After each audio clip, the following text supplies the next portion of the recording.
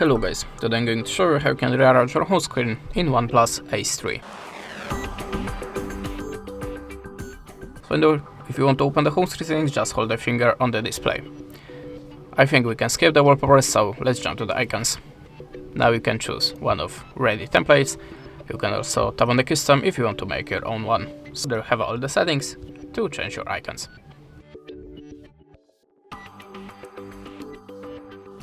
After that, just click on the apply to save it.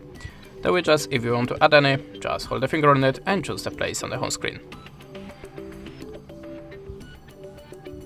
Now we have a new widget. If you want to remove that, hold the finger and choose remove widget. Now the layout, if you want to change the amount of the application in the rows and in the columns. The next one is transition. This is the effect when you're swiping the pages on your screen. So tap on anyone to play the preview and click on apply on that one that you want to save. Now if you want to make a folder, just hold any app and drop onto another. You can also hold the finger on the folder to select the enlarged folder. You can change the name of it here. If you want to remove the folder, just choose remove folder.